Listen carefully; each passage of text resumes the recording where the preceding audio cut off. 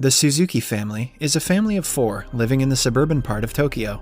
At the beginning of our story, we see them in their small apartment. The father, Yoshiyuki Suzuki, is enjoying watching the television, while his son, Kenji, and daughter, Yui, are on their phones.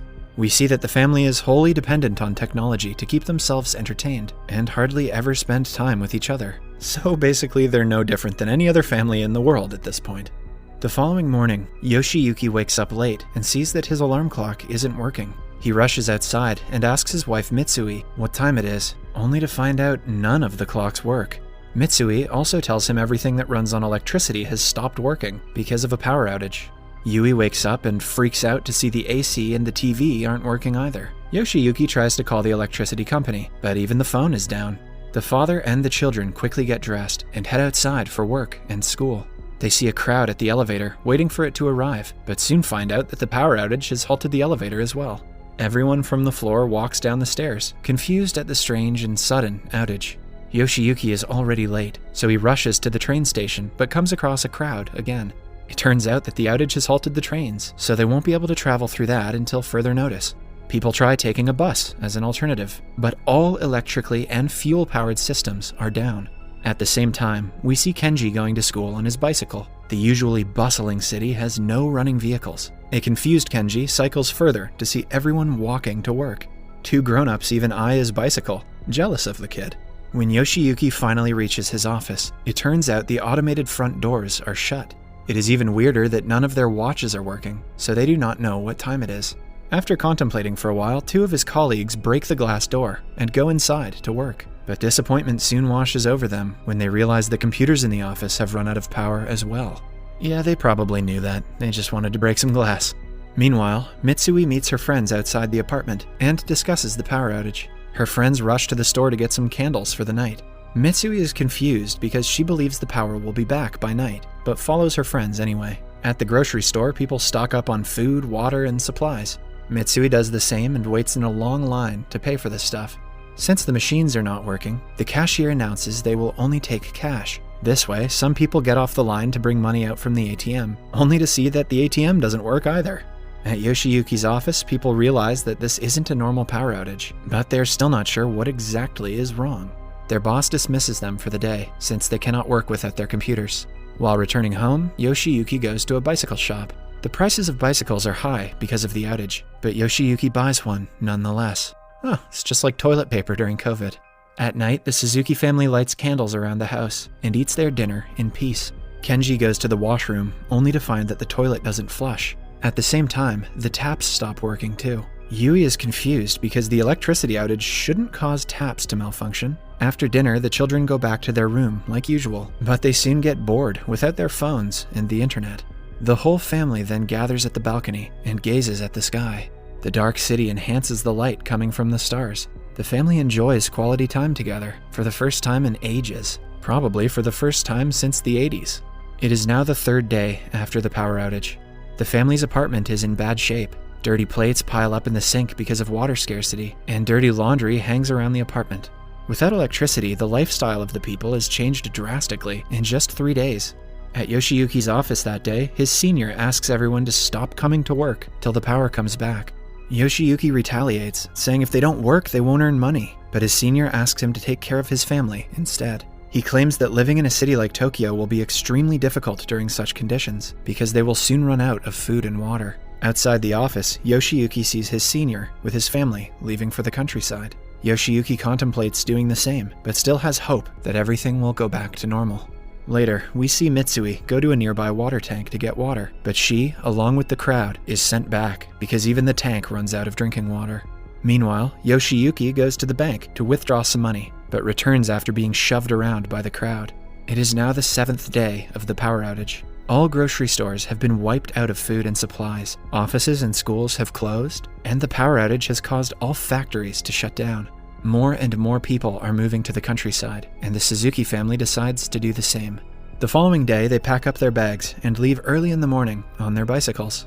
The children ride their own, while Yoshiyuki keeps Mitsui on the back of his bicycle. They have to buy drinking water midway, but all the shops overprice it.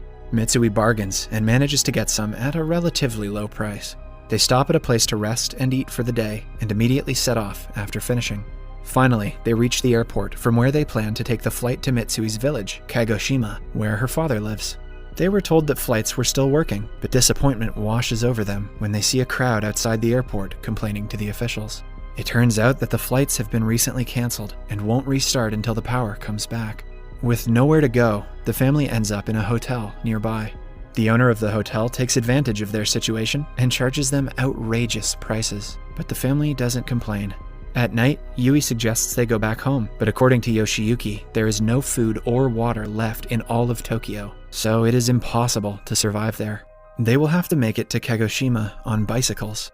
The following day, Kenji and Yui go to a bookstore and get a map to navigate the locations. Meanwhile, the parents barter 2 bottles of Yoshiyuki's alcohol for a bicycle and some food. Then the family continues their journey. After a few hours, they finally reach a highway where several travelers like them are traveling to the countryside. At night, they stop at a camp and decide to stay there with fellow travelers. A couple sees them drinking water and asks for some, but the family lies about it being the last bottle. They eat the food and fall asleep. On the next day, they continue the journey and end up in a dark tunnel filled with corpses. They are helped by old ladies to cross it.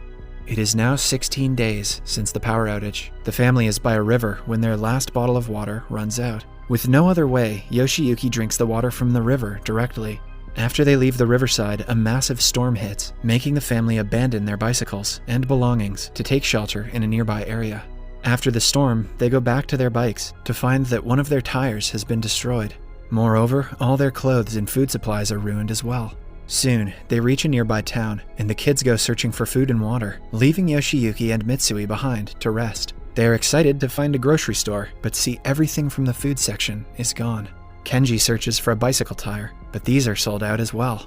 He then finds battery water, which is just distilled water and can be used to drink.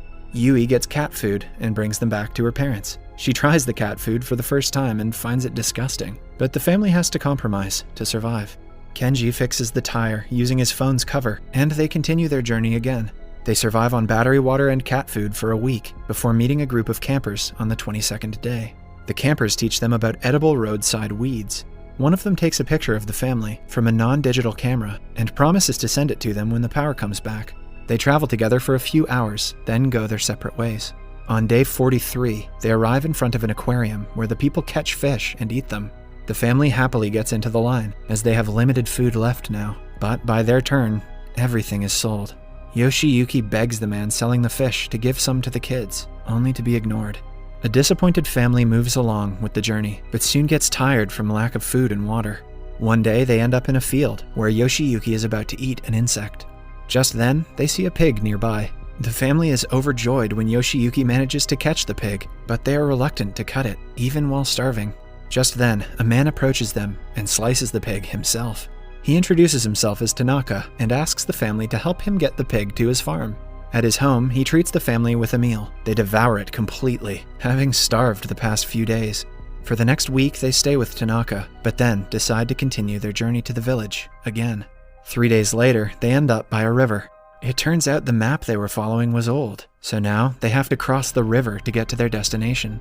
They create a makeshift raft with pieces of wood and manage to get Mitsui and Yui to the other end. Then, Yoshiyuki and Kenji return to get the bicycles. However, just then, it starts to rain, and the water flows faster, taking Yoshiyuki with it. Kenji tries his best to save his father, but only finds his wig in the water. The family sits by the river crying, because they did not know Yoshiyuki was bald. Mourning Yoshiyuki's death. Sometime later, they continue their journey on foot. The 3 make it to day 94 because of the food they had stocked up at Tanaka. They are walking along a railway track when suddenly, some dogs attack Mitsui, making her fall off the road.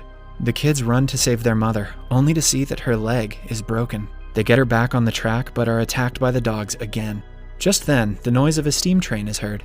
The family is beyond surprised when the train stops in the tracks to pick them up.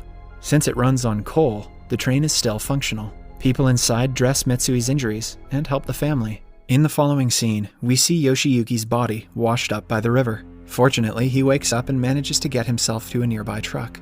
Just then, the steam train his family is in passes by. Yoshiyuki uses a smoke torch to get the people's attention. Finally, the train stops, and the family reunites happily. The train then takes him to their destination. They meet Mitsui's father after years and start living with him.